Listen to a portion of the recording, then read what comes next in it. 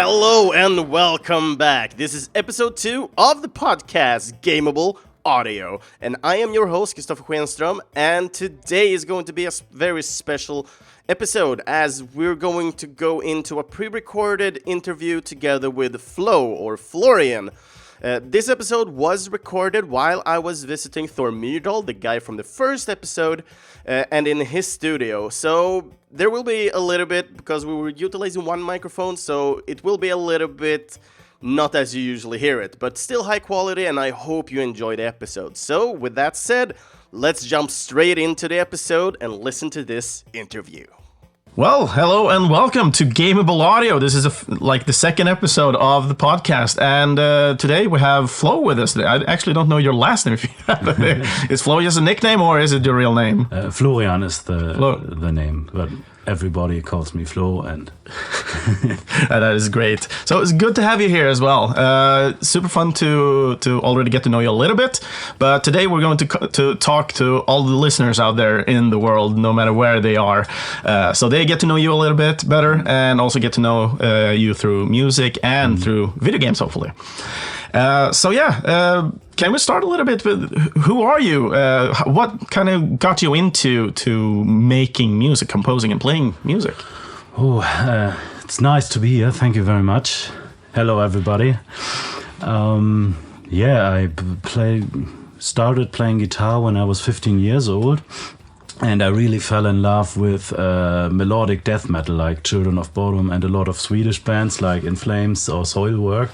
And I really wanted to play something like that. And after 2 or 3 years, we founded Uncreation in Hamburg. And we played over 10 years together. And released our first album in 2011. But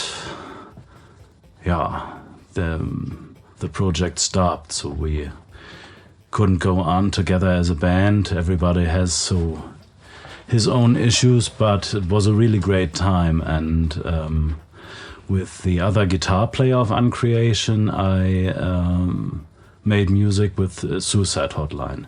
At Uncreation, I played lead and rhythm guitar. And Suicide Hotline was started as a kind of singer-songwriter project. And the Uncreation guitar player Holger played the bass guitar in Suicide Hotline. So we had a little two tries, and then we had the first gig in a small club in Hamburg, and then it all started. At first, we had a drummer, but it was planned as an acoustic set. So we had a simple set and not to carry 1,000 things, so as the metal shows. And we had a drummer who played a cajon, the wood box. Oh, yeah, the wood box. Yeah, okay. You can simulate a drum set with only one percussion instrument. Yeah. So we had a small equipment, and always ready to rock. Yeah, and traveling light as well. Everything I needed on stage I could wear on my body. So guitar on the back, and my little acoustic amp was not so heavy, so I can hide everything on my body. Yeah. And when you play metal shows, you need lots of cars for the amp filters and drum sets. That's a lot of work. So we had a simple. It's interesting to keep that in mind always as well. Like want to go acoustic? How can I do it as a one battle army as well? That's another point. It was great to play Suicide Hotline songs with bass guitar and percussion, but if everybody has no time or is sick or something, I can play alone. So as a singer-songwriter, that still works. So I'm really flexible Yeah, but that's awesome. Yeah. So when it comes to, you said you started out like 15, you said, right? Yeah. What made you start with guitar then? Well, was it on your own accord, or did you take any classes or anything? I never played a musical instrument before, but I know I listened to the third Children of Bodom record in a record shop, and I listened to the guitar solo of Follow the Reaper, the first song on the CD, and I was so I loved it so much, and in this moment I had the deep wish from the heart to play guitar like this, so I started playing electric guitar with 15 and all night long when it was possible, and yeah. That is awesome. I mean, I've never became Alexi Laio, but I still love him forever. It's a great inspiration, and yeah, so we made melodic death metal, and we gave our best, and a lot of fans loved it really, but that is the most important thing as well, for people to love it and actually to find this. Sometimes I guess in different genres, I don't know how it is by death metal per se, because I'm not a death metal musician or listen to it like full time or anything. So I don't know how like narrow or wide this kind of genre is. Because sometimes it feels like some genres are very niche to some extent, and it might be hard to reach out to these people. Yeah. And I mean, you're a little bit older, like in my age as well. So back in my days, like we talked yesterday about like MySpace and so on. Yeah. we were able to start kind of conveying our music and our passions to each other over the internet. But right before that, I mean, we were still young. Like, how did we reach out to people? Yeah. How was it for your case, like trying to start working on guitar and reaching out with your music? Yeah, we had a homepage. That was a great new thing to have an own homepage. But today with social media, it's a little bit easier to get famous or to get reach. People, to get in reached, total, of course, yeah. And yeah, this was. But how was it in the beginning for you then? When you're trying to get your music out? It was really old school. We had.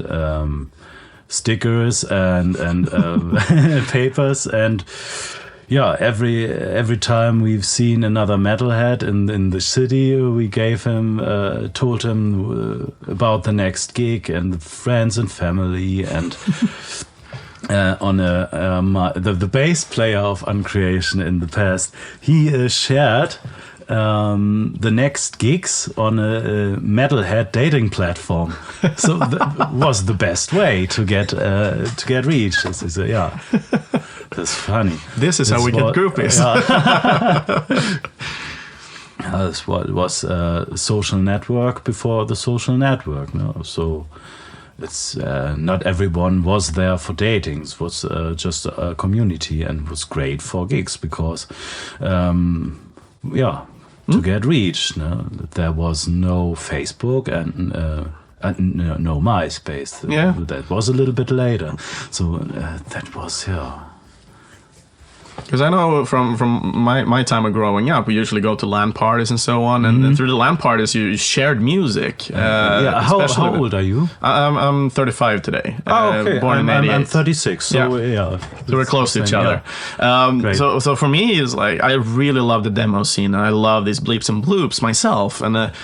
For me, going to like big LAN parties was a great way of sources. Right. That's where we got music. The LAN parties, and of course. Was it the same for you guys as well? Since MySpace and everything were so limited before as well, and as you said, there's not that much of a Facebook and so on in the beginning. Yeah, when we had LAN parties, so that was the only way to get so much music from the other computers. We hadn't. Internet was a new thing in the past, but that was before Uncreation, of course. Yeah. But, so MySpace and then Facebook and YouTube, that was a little bit later, no? So when we started Uncreation, I think I was 17 years old. And the idea of Suicide Hotline came when I was 25, and then I really started to sing. I always loved to sing under the shower, etc., but not as a musical instrument. And with 25, I really wanted it. And I had a good singing teacher, was from the Friends, so then I started, and that was a new thing for me to play acoustic guitar and to sing similar. That wasn't easy for me. I played over 10 years electric guitar, but it felt like the acoustic guitar is it's a guitar, but I think it's another musical instrument. It's not the same as an electric guitar. It kind of comes with more emotion, I would say. That is what it is for me when I'm listening to acoustic versus an electrical guitar per se. But I don't know, from your perspective, you might have some other... Well, it's a different kind of a musical instrument. Yeah. Because it's called a guitar. It has 6 strings like the electric guitar, but you... it's another kind of music. No? It is. But you've been talking a little bit about this Suicide Hotline. I think it's good that we talk a little bit more, because per se I know already a little bit more what it is. But for our listeners that don't know and already have heard this multiple times now, can you just give us a short version of what Suicide Hotline is? Suicide Hotline is it started as a singer-songwriter project on my own. And I really wanted to be free in the genre. So, as I say, it started as a singer-songwriter thing, but in every new song I wrote, I could put another musical influence, like at first the acoustic rock, a little bit swing music, a little bit rockabilly. And of course, I played 10 years death metal lead guitar, so it's I started to write fast tracks and with a punch of metal music, of course, and. When we're talking about video games, I think it has really a little bit to do with Fallout, because I really loved that old school jazz and swing music, and a little bit of this drive is in every Suicide Hotline song inside, and I also really loved Fallout New Vegas. And you listened to a few of my songs in the evening yesterday. Yes. And a little bit country music is you can hear. This is. Yeah, definitely. I really enjoyed the play session we had yesterday to just listen to the music and see the different genres they kind of incorporated together with the music. And it's so funny that you're talking about Fallout as well, because usually when you come to Fallout, is a lot of music is commercial hits and so on, but they usually tend to take the older one. Yeah. So I find it so fascinating that we have a game like Fallout, which is a dystopian post-apocalyptic event. Yes, and I love the atmosphere. We're in the future, but we're listening to old music. That was fascinating. I really loved that. And in this time I played the game, I had it was an old game. It was not new, so I hadn't played computer games a few years, and so it was really exciting for me. And the old school music and the post-apocalyptic world, the kind of this feeling is in my songs, because I really loved it. I thought about it when I came here in the morning, and I think I didn't really realize that for the last years. Since we talked about video games, I noticed that there's much from Fallout in my music, but not. But I haven't planned that. But it is interesting. What I find most interesting about it is per se that we're talking about Fallout. You have Suicide Hotline is passion project for you as a singer-songwriter that you've been working on for a really long time until you're going to finalize it as well. But I must say there was a long break. Most of the songs are from 2011, and in 2013 I had the same set as now. One song came last month.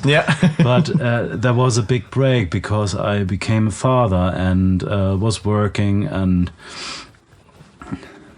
so and that is something we can usually see. I couldn't do everything at once. So that priorities and so on kind of comes in. It was a big break, and I had a little problems with the voice because of one cold another, and yes. No, the thing I was coming at was since we have a game like Fallout where we have a future moment where everything goes to shit and we listen to old things. And as you said, you get a little bit of an inspiration here. This is an album you've been working for a long time, but you're putting it together now and having everything together. Do you think you will have the same kind of vibe as well? Do you think, as it works for Fallout, this Suicide Hotline will kind of work for you because you're coming with the old to the new? What do you think about those things, or have they even come to mind? If you no, you're right. That's fascinating. I never noticed that. So when it comes to the process of you working on music, if we're talking specifically about Suicide Hotline, you said there's a lot of different genres. Usually when somebody tries to profile themselves as a composer or anything, you usually see people focusing on like one genre. It's like, I'm going to do death metal, and that's me. Yeah, that's what was. And right now we have like a multiple genre that you're putting together into one big album. Yeah, that was the idea. So I'm free to play whatever I want. I really loved my metal bands. That was Uncreation, and a little later Aletrun with my friend Thor, and that was a pagan symphonic metal. So we always had a red line. It has to sound like this a little bit. We had a concept, and it was great. I really loved both of the bands. But with Suicide Hotline, I wanted to feel free to do whatever I want. And if I had wrote 10 rockabilly songs, would be okay either. But the process of writing new song was always exciting because most of the time I played when I wrote Spaceship Psychiatry, I played yesterday. Before I learned a little bit guitar from Brian Setzer, and it's most of the songs had something to do with music I really loved in the moment and tried to play it. And every new influence became part of a new song. And But as a singer-songwriter, do you think it kind of helps you as well to stay creative, working on multiple genres, that you're not locked down to a different sound or a vibe or genre itself? Yeah, exactly. That's the secret. The secret sauce. Be interested in everything. Yeah, and I don't want to write the same song 10 times. But if it's a good song, I try to make a little pop music, so it's okay too. I think the most best-selling songs. Most of the time, the musicians make the same song on every album, like Modern Talking, to get money. It will help. So it always helps to get started at least. But I really want to play the music I love, and of course when I'm working on a chorus, I imagine how much fun it would be to sing it along when you listen to the music. And because when I'm on gigs or concert as a customer, I really love to sing along, and like a karaoke night. Yeah. Like everybody's just joining in, having a good time together as one. Yeah, and that's why I always want to write a chorus that makes really fun to sing along. It really has to touch your heart. But that kind of fun, I find it a little bit interesting as well when you're saying you want something interesting in the chorus where everybody can join in. With an album named Suicide Hotline. I like suicide is kind of like a taboo area, but we're starting to open up a little bit more about these problems in the society as well. So I find it interesting having snappy things where people join in and having like the controversy of having an album named Suicide Hotline. Suicide Hotline is the name of the band or the solo project. I haven't an album title, but I think it will be one of the song titles. Yeah. But I'm not sure about it. The classic self-entitled song. Yeah, but yeah. But I don't know which is it. We'll see. We'll see in the future when it releases. So, Suicide Hotline. It's a cool band name in most of ways because Suicide Hotline is a little bit self-ironic because I really love to write sad love songs, but sometimes it's ironic and. A critic of the world, and it's like a little black humor. So, we kind of need that in our life sometimes as well. Another story is I was watching the cartoon show with my friend Misha in our apartment. We lived together, and.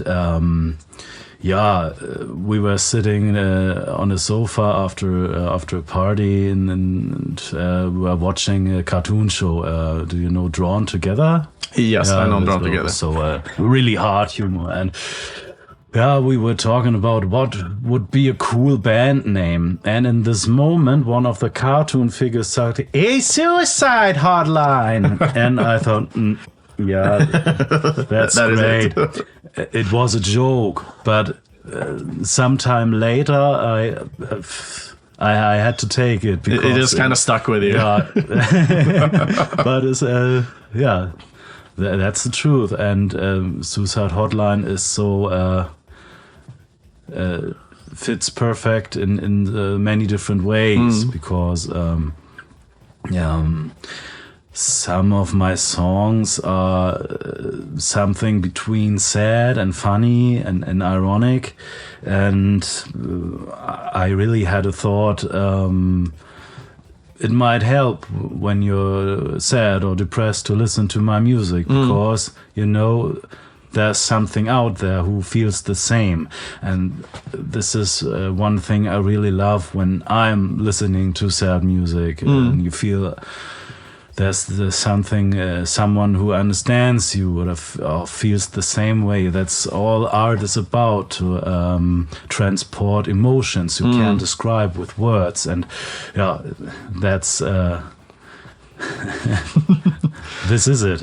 Yeah. But in consideration to this and looking what we have, since we're talking a lot about video game music usually in our podcast, it's going to be interesting to see from your perspective as well. I don't know how much you've gamed in your days and how much video game music you listen to. Sometimes too much and sometimes not much enough. So when I was a child, I played all night long, and then there was the years of playing guitar that was more important to do something in real life.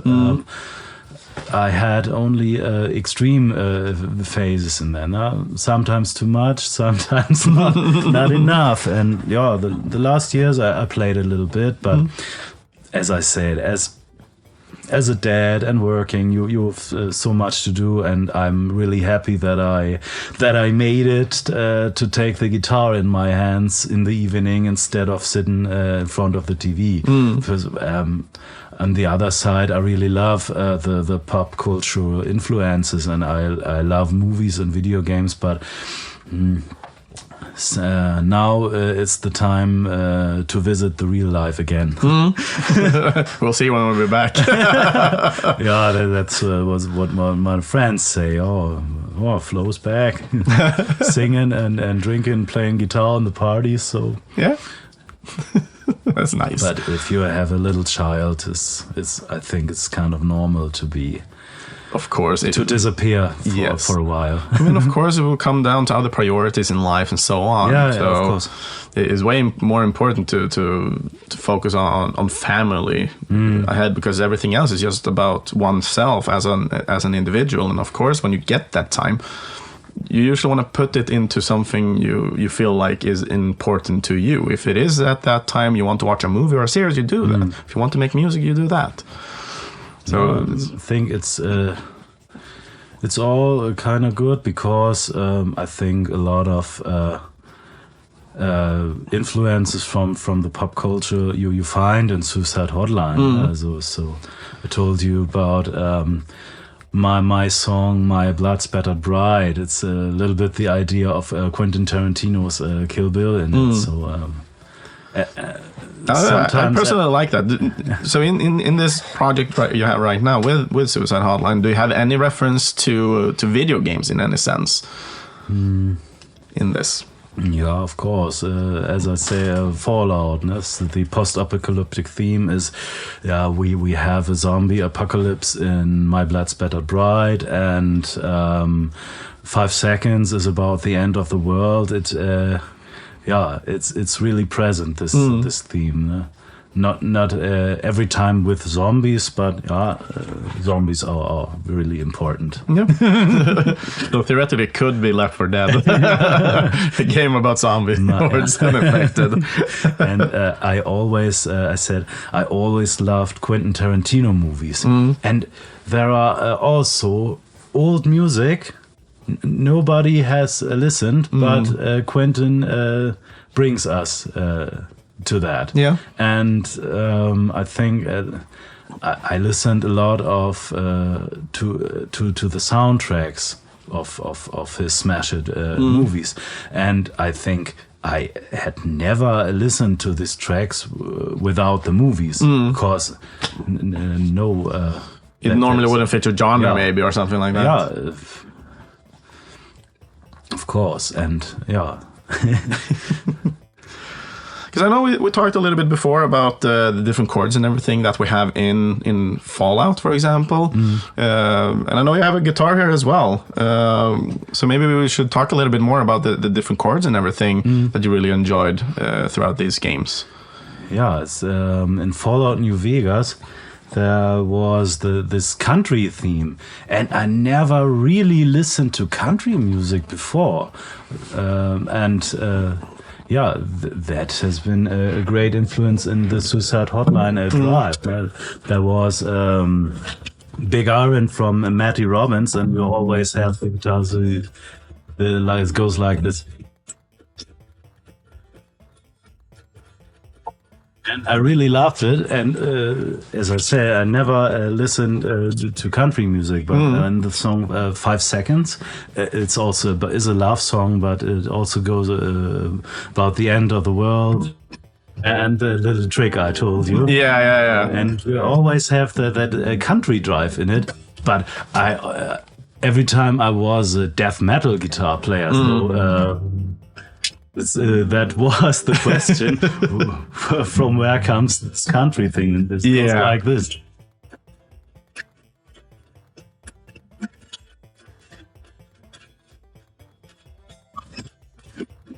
Yeah, and that's of course, I think, without Fallout New Vegas, there wouldn't be the song. But I really enjoy this because I usually don't tend to have like musicians or composers that talk much about like mixing genres. You usually talk about like a soundtrack, and the soundtracks in video games are usually kind of stemming in one kind of sense. Like if you're going synthwave, you're gonna have synthwave through the whole shit. But that is kind of standing out with a game such as Fallout, because you have so much commercial music. Yeah. So you really have this really old like jazzy vibes, but you also have these rocky vibes and so on as well. So it's so much fun that you come here and talk about this, and you're showing off some chords as well, and how they kind of inspired you in order to be more creative. But I didn't notice that. It's since we talked about yesterday. I played guitar and was singing and writing songs, but I never thought about video games. But there's a lot of in it. As Fallout 3, there was this old school swing jazz, and I think I started to listen to jazz music when I played Fallout. Before, not really, and then came 2 years. I fell in love with jazz music, so I've never become a jazz musician. I came from metal and rock and more kind of a blues music, a little bit classical music. I really love, because I'm still a big Children of Bodom fan, and you have so much classic, neoclassic melodies in it. But jazz was a great new thing for me, and I never became a jazz musician, but I really love. You got inspired by them. Yeah, a little bit. And if you have that, and the old school thing is that swing music. No? I said always, this music rocked before there was rock music, because it's so wild and I love it. And a little bit of this drive is still in the kind of rockabilly sound. And you have. This is the Fallout 3. You always listen to the jazz music, and it's a swing. So it's and in Spaceship Psychiatry, I listen. It's a blues rockabilly song. Where you always have to. It always has this. I love it. It's makes your body move before there was rock and roll music invented. So. Definitely. And I love to see that swing dancing and all things. And it's funny to come to that kind of art with shooter game. Definitely. It kind of goes both ways at the same time, because you're really not anticipating this to be here. Like, if you're thinking about a shooter game and how the music should sound like, you're thinking about Quake or Doom, 9 Inch Nails, and then it's coming there, it's like, whole world on fire.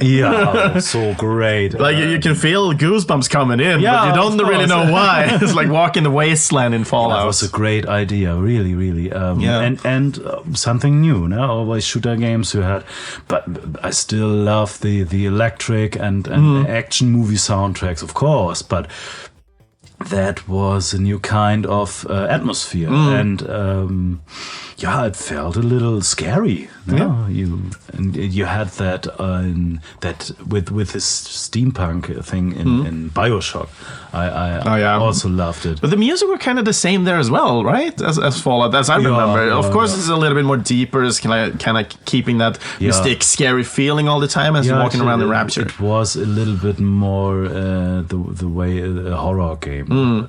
Fallout was something else. Yeah, you're just alone. It was a little bit funny and ironic. So I find to play Fallout, it had also many black humor. It wasn't really scary, so always a little bit with a smile. And yes, I find that in Suicide Hotline too. This is. Sometimes I sing about something that's really heartbreaking, but in the next moment I make a little joke out of it. Maybe it's a kind of I see life. I said in the live shows I have a song about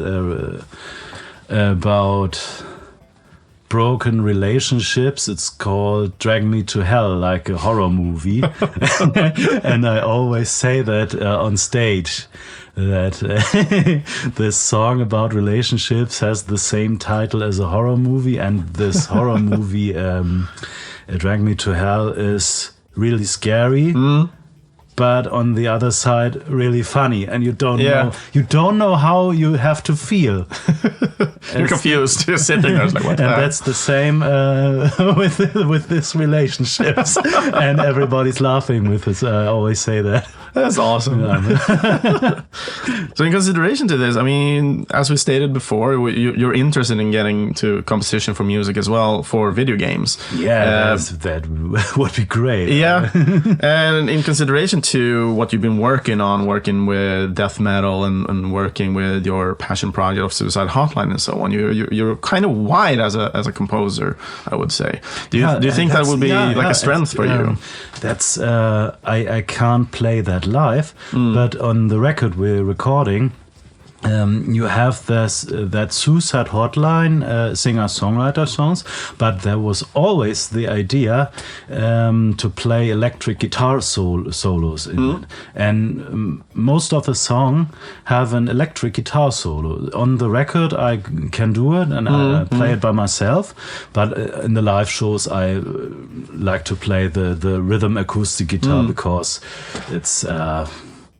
wouldn't be that in the flow when I was switching with a lot of effects to get an electric guitar sound. Because, but in the studio I can do it, and I have already uploaded some guitar clips on TikTok and the Instagram stories. Yep. And the album isn't ready, but the electric guitar solos you can listen to. Yeah. If you check out Suicide Hotline on TikTok, for example. Yeah, and I hope really our listeners will check this out, so they can go in and give a like and so on, and give a follow. The whole song isn't available, but the guitar solo as a melodic death metal lead guitar player is always an important part of it. Yeah. And if maybe sometimes we can play Suicide Hotline with a big band, with an electric guitar and drums, but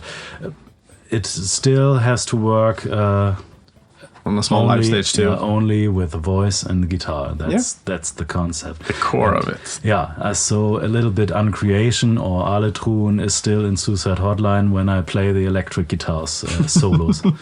and yeah. That is great.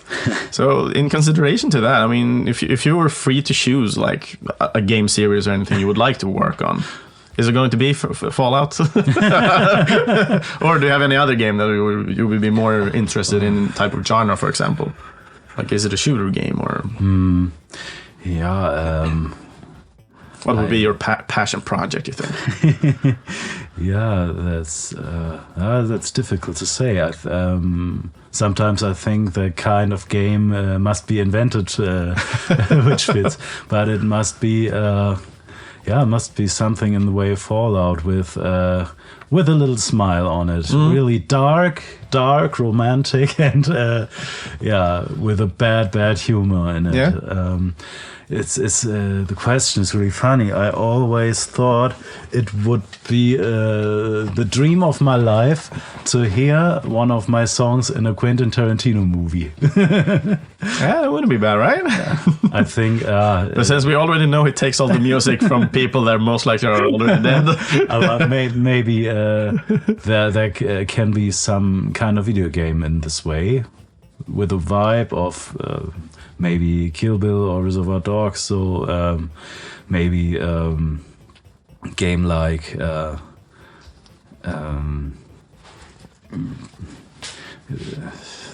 one you steal the cars. Grand Theft Auto. Yeah, of course. Maybe sometimes in this way. More open world then. More open, and with zombies, of course. Of course. Have to make a mod for GTA then. I also love Resident Evil, but it's... the music there is more ominous when it comes to... I've done some analyze work for horror games as well, and usually when it comes to horror games, it's not much music. Yeah. It's always about the atmosphere mostly. Yeah. That scary sounds. Yeah, and eerie. You have that chill out music when you can save or have kind of break. Then you exactly. You don't want your customers to die of heart attack all the time. Yeah, that's. I'm not 17 anymore. When I play a video game like Resident Evil 2 remake, I sit in front of the TV and say, Yeah. But very are you seeing exciting. any change in what games you Sometimes- play today? I mean, you have less time now with a family as well.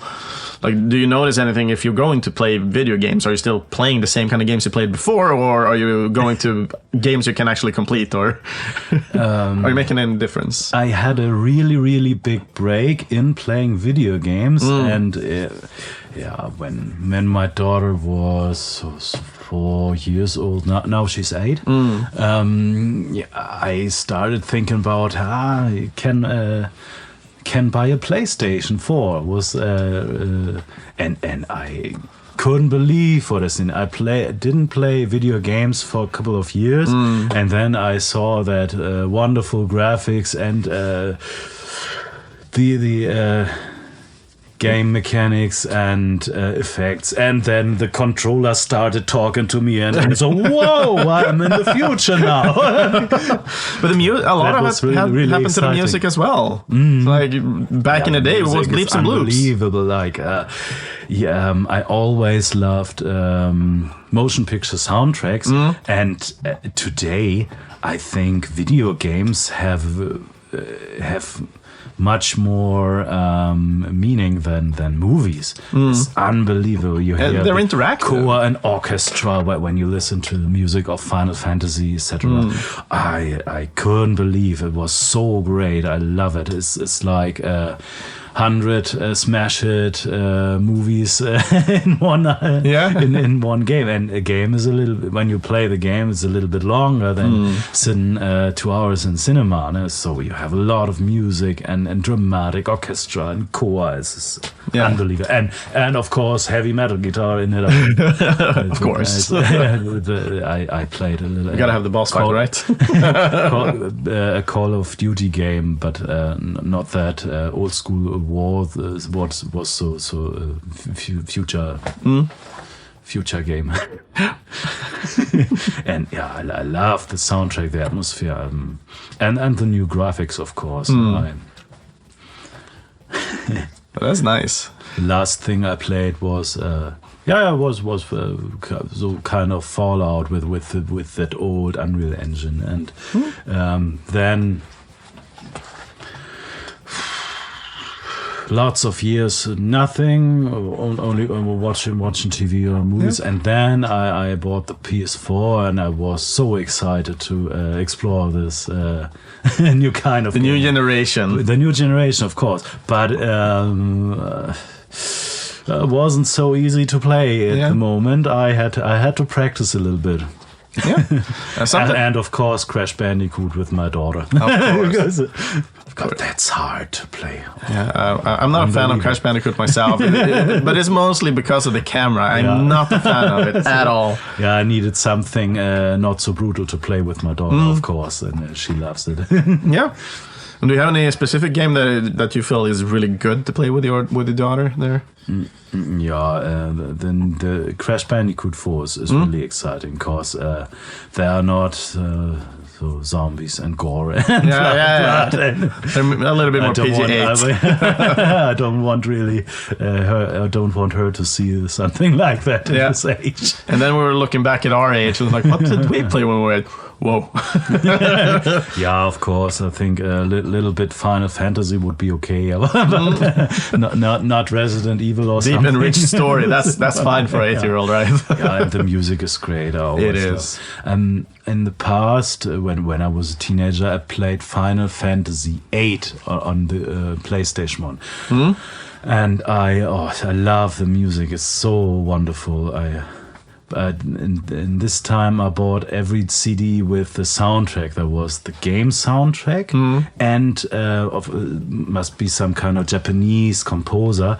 There was a recording with a real orchestra. So unbelievable. There was we see these things kind of more and more today. They call the Symphonies of Fantasia is one, and so on. I actually been to one concert as well that they had in Stockholm, and it's super fun to see these things as well, because as you said, this is a PlayStation 1 game, and started to hear this in a full orchestra. It's like, this is how it would sound if we remade it today.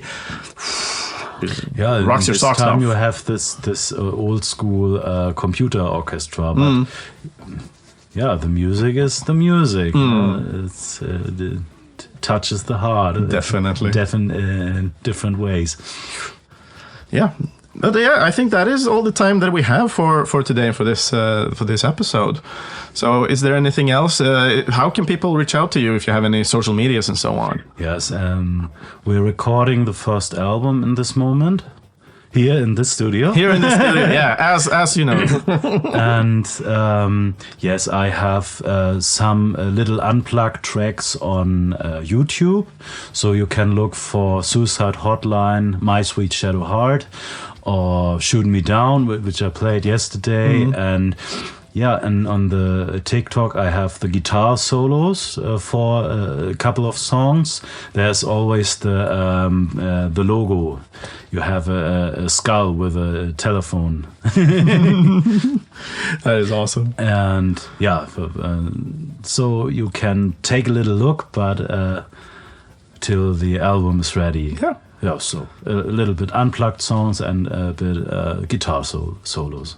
That is. And I'm on Facebook. There is a Suicide Hotline side. Might not help you with what you're searching for, but it will help you get into a vibe in moment. Better than nothing in this moment, and a little bit YouTube and TikTok. Definitely. But with that said, thank you so much, Flo, for joining in this episode. It was really nice talking to you and getting to know you a little bit more. Yeah, the same to you. Thank you so much. It was great. And to everybody else out there in the podcast sphere, this is the new podcast name with Gameable Audio and everything. We're rebranded and it's fucking great. Thank you very much. And just remember, help is just a phone call away. Love it. With that said, everybody do take care out there, and see you all guys next time. And that concludes the interview together with Flo. And yes, other episodes of Gameable Audio can be found at our homepage, videospelsklubben.se, Spotify, or in your closest podcast app. Feel free to follow and comment on our social media, either on Facebook or Instagram. Just search for Gameable Audio and you will find us. So, if you would like to support the podcast and our future content together with quality and also in the end, future composers, then think about becoming a Patreon. Currently, our awesome backers today are Daniel Unemark, Lars Schenström, and Titti Schenström. And yeah, links to where you can either find and support Flor and Florian in his work and also get to listen to a little bit more about Suicide Hotline and so on. You'll find all those within the post on our homepage at videospelsklubben.se. And right now, for information, maybe it hasn't been clear at this moment. I had some messages reaching out to me. In the beginning now, this podcast will be released on a bi-weekly section. We will aim to release episodes on Mondays, but every bi-weekly Monday, basically. And the next episode is planned to be a guest, but I've been sick and I'm right now trying to... It's easy for me when I'm recording this by myself because I don't need to listen that much to what's happening, and I hope everything is good with the qualities and so on. Because right now I'm having some sort of ear infection and it is not helping me. I'm literally like a deaf guy at the moment. And I hope I will be recovering from this as soon as possible so I can prepare everything for the next episode. But if everything goes well, we will have a composer in the next episode. So the next theme that I hope will be in 2 weeks that we will be listening to is to return and talk to Joel Bille. And this time we're going to talk about one of his latest compositions, which is for the game Wavetale. So I sure hold my hands that I will recover from this, and I hope everybody enjoyed today's episode. So with that said, do take care everybody, and see you all guys next time.